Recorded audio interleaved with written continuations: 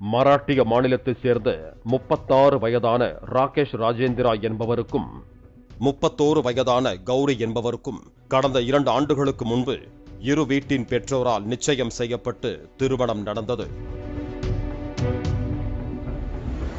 ராகேஷ் ராஜேந்திரா பெங்களூருவில் உள்ள தனியார் ஐடி நிறுவனத்தில் வேலை பார்த்து வந்துள்ளார். மாஸ் மீடியா படித்த கௌரி வேலை தேடி வந்துள்ளார்.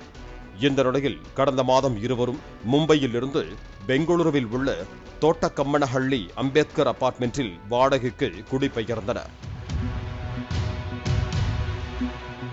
ராகேஷ் ராஜேந்திரா வீட்டிலிருந்தே வொர்க் ஃப்ரம் ஹோம் முறையில் வேலை பார்த்து வந்ததால் கணவன் மனைவி இருவரும் வீட்டிலேயே ஒன்றாக இருந்து வந்துள்ளனர். இந்த நிலையில் கடந்த 27ஆம் தேதியன்று மாலை 5 மணியளவில் ராகேஷ் ராஜேந்திரா தனது வீட்டின் உரிமையாளருக்கு போன் செய்திருக்கிறார். அப்போது தனது மனைவியை கொலை செய்து பாத்ரூமில் உள்ள சூட்கேஸில் வைத்திருப்பதாக கூறியுள்ளார். இதனை கேட்டு அதிர்ச்சி அடைந்த வீட்டின் உரிமையாளர் போலீசாருக்கு தகவல் தெரிவித்தார். உடனே வீட்டின் உள்ளே சென்ற போலீசார் பாத்ரூமில் இருந்த சூட்கேஸை திறந்தபோது கௌரி இரத்த வெள்ளத்தில் சடலமாக கிடந்தது தெரிய வந்துள்ளது. பின்னர் கௌரியின் உறவினர்களுக்கு தகவல் தெரிவிக்கப்பட்டது. உடலை கைப்பற்றிய போலீசார் பிரேத பரிசோதனைக்கு அனுப்பி வைத்து விசாரணையை தீவிரப்படுத்தினர்.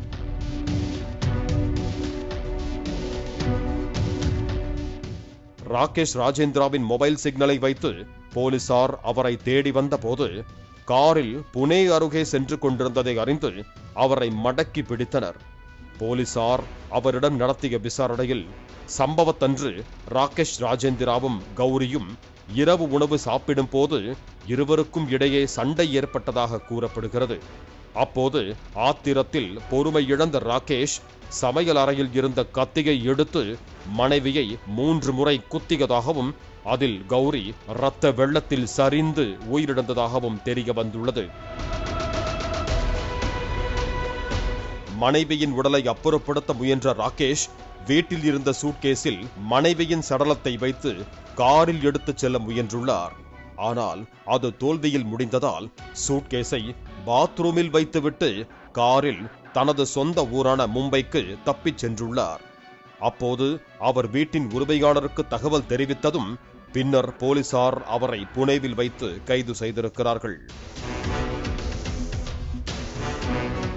போலீசார் இருவருக்கும் எதனால் சண்டை ஏற்பட்டது என விசாரிக்க முயன்றபோது ராகேஷ் அதிர்ச்சியில் இருந்து மீளாமல் இருந்ததாகவும் அமைதியாகவே இருப்பதாகவும் போலீசார் தரப்பில் கூறப்படுகிறது.